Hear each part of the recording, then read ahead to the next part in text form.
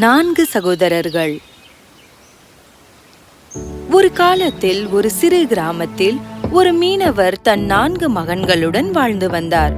அவர் மகன்களின் பெயர்கள் ராப், கோல், அலெக்ஸ் மற்றும் ஹாரி. மீனவர் பரம ஏழை ஆவார். அவருக்கு வருமானம் மீன் விற்பதுதான். அதை கொண்டுதான் அக்குடும்பம் சாப்பிட்டுக் கொண்டிருந்தது. மகன்களுக்கு கொடுக்க அவரிடம் எதுவும் இல்லை. ஒரு நாள் தன் மகன்களை அழைத்து கூறினார், குழந்தைகளா, கேளுங்கள். உங்களுக்கு கொடுக்க என்னிடம் எதுவும் இல்லை.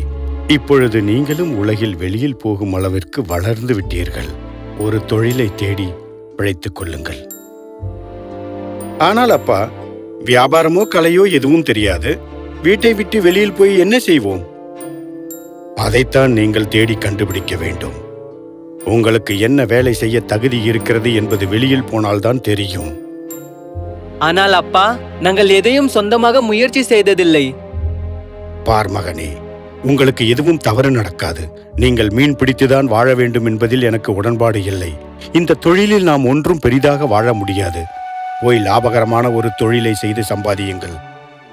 தெரியுங்க அப்பா, உங்கள் விருப்பம் அதுவென்றால் அதையே நாங்கள் செய்கிறோம். ஆமாம் அப்பா, நாங்கள் போகிறோம். 4 சகோதரர்களும் அப்பாவிடம் விடை பெற்று அங்கிருந்து புறப்பட்டார்கள். சிறிது தூரம் கடந்த பிறகு 4 பாதைகள் வெவ்வேறு பாதையில் போவதை பார்க்கிறார்கள். ராப் கூறுகிறான், நாம் நால்வரும் நமக்கு வேண்டிய பாதையை தேர்ந்தெடுக்கும் நேரம் வந்துவிட்டது. 4 வருடம் கழித்து நாம் இதே இடத்தில் வந்து சந்திப்போம். நீங்கள் சொல்வதை செய்கிறோம் அண்ணா. நீங்கள் சொல்வதை செய்கிறோம் அண்ணா. 4 சகோதரர்களும் 4 வெவ்வேறு பாதையில் போனார்கள். ராப் போகும் வழியில் ஒருவரை சந்தித்தான். நண்பா, இத்துடன் பாதை முடிந்து விட்டது. உனக்கு எங்கே போக வேண்டும்? எனக்கு வியாபாரம் கற்க வேண்டும். ஏதாவது வியாபாரம் செய்தால் தானே உலகில் பிழைக்க முடியும்.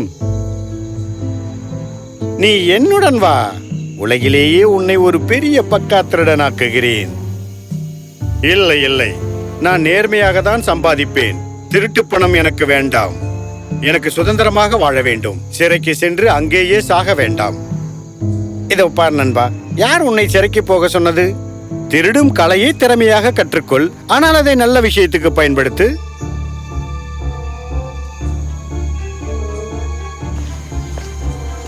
ராப் அதை ஏற்றுக்கொண்டான்.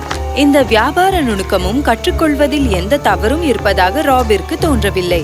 அதனால் அம்மனிதனுடன் போனான். ராபை ஒரு திறமைமிக்க திருடனாக்கி விட்டான். யாருக்கும் எதுவும் தெரியாமலேயே திருடும் அளவுக்கு ராப் கற்றுக்கொண்டான்.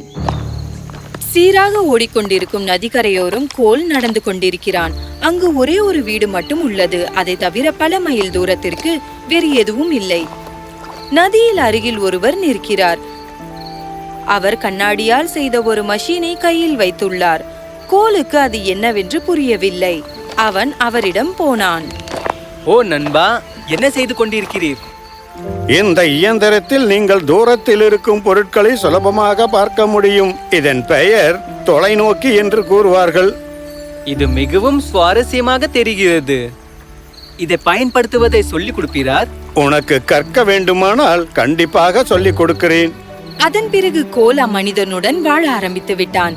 பைனாகுலர்ஸை பயன்படுத்தும் முறையை கற்றுக் கொடுத்தார். சில மாதங்களிலேயே கோல் திறமையாக கற்றுவிட்டான். நீ நன்கு கற்றுவிட்டாய். அதனால் நீ போக வேண்டுமானால் தாராளமாக போகலாம். ஆமாம், 1 வருடம் முடிந்து விட்டது. இப்போது நான் போக வேண்டும். தாராளமாக இந்த பைனாகுலர்ஸை எடுத்துக்கொள். இதன் மூலம் பூமியிலோ அல்லது வானத்திலோ அனைத்தையும் நன்றாக பார்க்க முடியும். இந்த இடைப்பட்ட காலத்தில் 3வது சகோதரன் அலெக்ஸ் ஒரு வேட்டைக்காரரை சந்தித்தான். அவன் அந்த வேட்டைக்காரர் வீட்டில் தங்கி திறமையுடன் வேட்டையாடுவதை கற்றான்.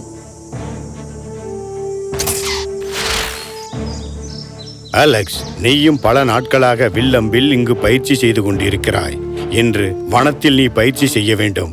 அங்கு உனது குறி தப்பாமல் போகிறதா என்று பார்க்க வேண்டும். சரி, போகலாம். இருவரும் வனத்திற்கு வந்து அங்கு ஓடிக்கொண்டிருக்கும் மானுக்கு எவ்வாறு குறி வைப்பது என்று சொல்லிக் கொடுக்கிறார். அம்பு மானை தொலைத்ததால் மானும் இறந்து விடுகிறது. அலெக்ஸ், இனிமேல் உனது குறி தப்பவே தப்பாது. அலெக்ஸ் அம்பை எடுத்து பறக்கும் பறவையை குறிவைத்தான். ஆனால் குறி தப்பிவிட்டது. அலெக்ஸ், உனக்கு இன்னும் பயிற்சி வேண்டும்.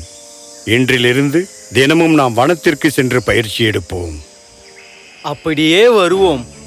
நாள்தோறும் வனத்திற்கு வந்து அலெக்ஸிற்கு வேட்டையாடும் பயிற்சி கொடுத்து கொண்டிருந்தார். அலெக்ஸும் ஒரு குறி கூட தப்பாகாத அளவிற்கு கற்றுக்கொண்டான். வேட்டையாடும் கலையில் ஒரு பெரிய கை தேர்ந்தவன் ஆகிவிட்டான். சபாஸ் அலெக்ஸ், இனிமேல் உன் இலக்கு தப்பாது. எல்லா அம்சங்களிலும் திறமையாக கற்றுக்கொண்டாய்.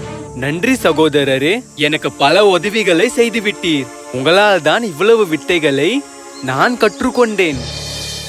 இப்போது வீட்டிற்கு போய் எனது அப்பாவிற்கு உதவி செய்யலாம் என்று இருக்கிறேன். கண்டிப்பாக நீ இந்த வெள்ளையும் அம்பையும் எடுத்துக்கொண்டு செல். உனக்கு உதவியாக இருக்கும். இளைய சகோதரன் ஹாரி ஒரு கிராமத்தில் இருக்கும் தையல்காரரை சந்திக்கிறான். சகோதரா, யார் நீ? இங்கு என்ன செய்து கொண்டிருக்கிறாய்? எனது பெயர் ஹாரி. நான் இங்க வியாபாரத்தை கற்றுக்கொள்ள வந்துள்ளேன். அது சரி, உனக்கு தையல் தொழிலை கற்க விருப்பமா? நான் சொல்லிக் கொடுக்கிறேன். ஆமாம், விருப்பம்தான். கற்றுக்கொள்ள எனக்கு பிடிக்கும். ஹாரி தையல்காரர் வீட்டில் தங்கினான். தையல்காரரும் மனதார ஹாரிக்கு துணியை தைக்கும் கலையை சொல்லிக் கொடுத்தார். அதாவது ஊசியில் நூலை கோர்ப்பதிலிருந்து துணியை தைப்பதற்கு முன் அதை எவ்வாறு கையாளுவது என்பது வரை அனைத்தையும் துல்லியமாக சொல்லிக் கொடுத்தார். சில காலம் கடந்த பிறகு ஹாரி அற்புதமான தையல் கலைஞன் ஆனான். ஹாரியின் கடின உழைப்பிலேயும் நேர்மையிலேயும் தையல்காரர் மிகவும் சந்தோஷமடைந்தார். ஹாரி அங்கிருந்து புறப்படும் போது அவர் ஊசியையும் நூலையும் கொடுத்து அவனுக்கு சொன்னார், நான் உனது வேலையைக் கண்டு மகிழ்ச்சி அடைந்தேன். இந்த ஊசியும் நூல்கண்டுகளும் மென்மையிலும் மென்மையான கம்பளி நூலாகும். ஊசியும் கடினமானது, வாங்கிக்கொள். இதை வைத்து எதை வேண்டுமானாலும் தைக்கலாம். நீ இணைத்ததையோ தைத்ததையோ யாரும் எப்பொழுதும் கண்டுபிடிக்கவே முடியாது. 4 சகோதரர்கள் 4 ஆண்டுகளுக்கு பிறகு சந்திப்பதாக வாக்களித்த அதே இடத்தில் வந்து சேர்ந்தனர். பிறகு வீட்டிற்கு போகிறார்கள்.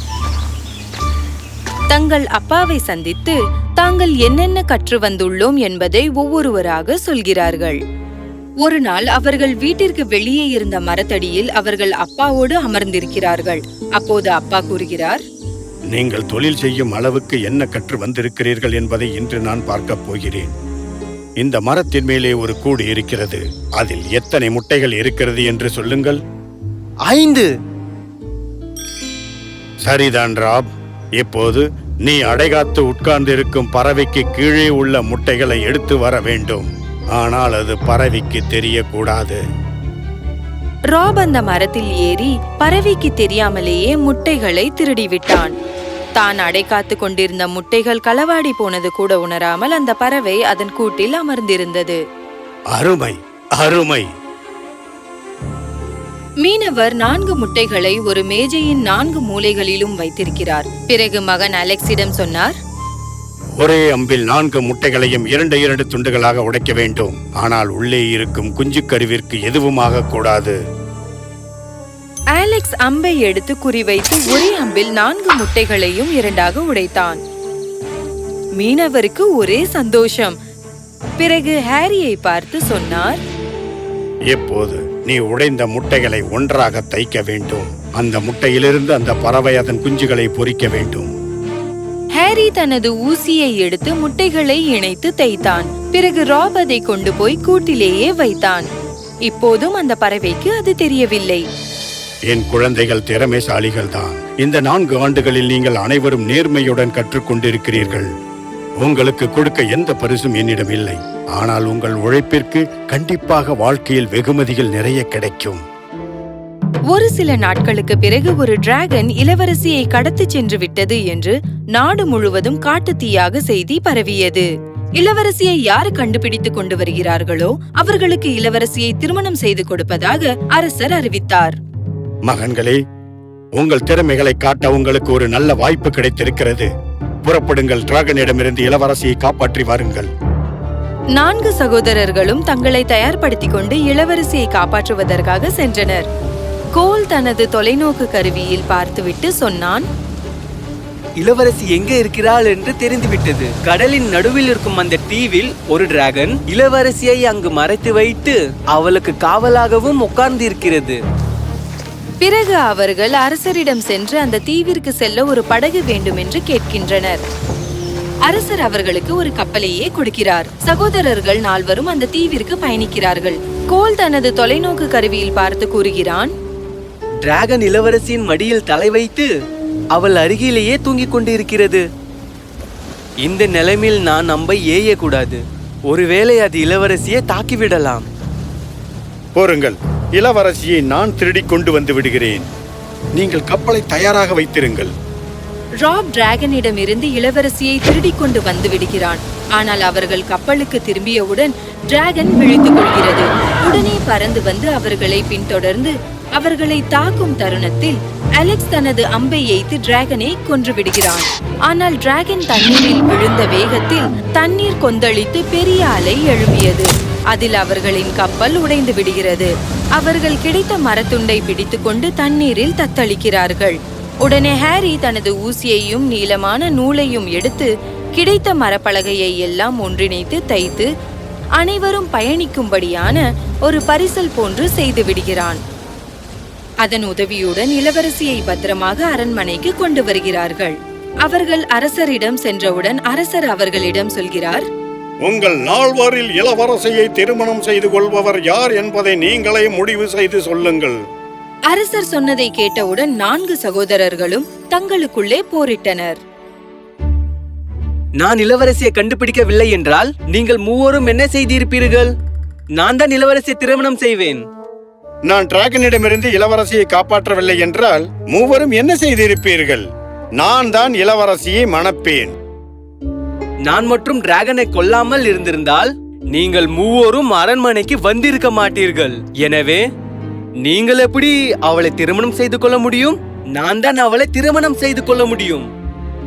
நான் மட்டும் படகை தேய்க்காம இருந்திருந்தால் நீங்கள் அனைவரும் தண்ணீரில் மூழ்கி இருப்பீர்கள். அதனால் நான் இளவரசியை திருமணம் செய்வேன். 4 சகோதரர்களும் சண்டையிடுவதை பார்த்த அரசர் இவர்களில் யார் திருமணம் செய்து கொண்டாலும் யாருமே சந்தோஷமாக இருக்க மாட்டார்கள் என்று முடிவு செய்து விட்டார். அதனால் அவர்கள் 4 தனது நாட்டில் பாதியை பரிசாக கொடுத்து விட்டார். சகோதரர்களுக்கு என்ன வேண்டுமோ அது கிடைத்து விட்டது. இவ்வாறாக மீனவர் தனது ஏழ்மையிலிருந்து மீண்டு அவர்கள் குடும்பத்தோடு வாழ்நாள் முழுவதும் சந்தோஷமாக வாழ்ந்தார்கள். முடிந்துவிட்டது.